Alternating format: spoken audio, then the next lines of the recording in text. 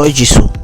যোহন 11:25 পদটি বাইবেলের নতুন নিয়মে একটি অত্যন্ত গুরুত্বপূর্ণ এবং শক্তিশালী বাক্য, যেখানে যীশু খ্রিস্ট নিজেকে পুনরুত্থান ও জীবন বলে ঘোষণা করেছেন।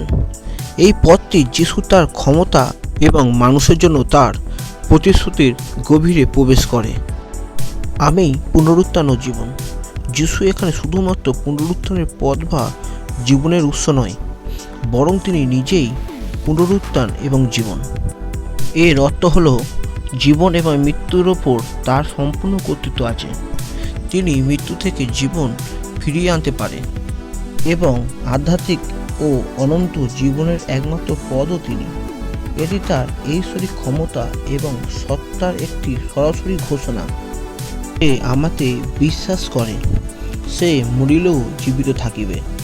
এই অংশটি বিশ্বাসের গুরুত্ব এবং তার ফলস্বরূপ প্রাপ্ত অনন্ত জীবনের প্রতি ইঙ্গিত করে। এখানে মরিলেও বলতে শারীরিক মৃত্যুকে বোঝানো হয়েছে। যিশু বলেছেন, যারা তাহাকে বিশ্বাস করে তাদের শারীরিক মৃত্যু ঘটলেও তারা আধ্যাত্মিকভাবে এবং অনন্তকালের জন্য জীবিত থাকিবে। এটি পরকালের জীবনের প্রতি একটি মহান প্রতিশ্রুতি। বিশ্বাসীদের জন্য মৃত্যু জীবনের সমাপ্তি নয়, বরং যিশুর মাধ্যমে এক নতুন জীবনের সূচনা। এই বাক্যটি যিশু বলেছিলেন তার বন্ধু লাসার মারা যাওয়ার পর। লাসারের বোন মার্থা যখন যিশুর কাছে দুঃখ প্রকাশ করেছিলেন যে তিনি যদি সময়ের মতো আসতেন তবে লাসার মারা যেত না, তখন যিশু এই কথাগুলি বলেছিলেন। এরপরে যিশু লাসারকে কবর থেকে পুনরুত্থিত করে তার এই কথার সত্যতা প্রমাণ করেছিলেন। এই পথটি বিশ্বাসের মূল ভিত্তিগুলোর একটি। এটি বোঝায় যে যিশু শুধু একজন শিক্ষক বা ভাওবাদী নয়, তিনি ঈশ্বর।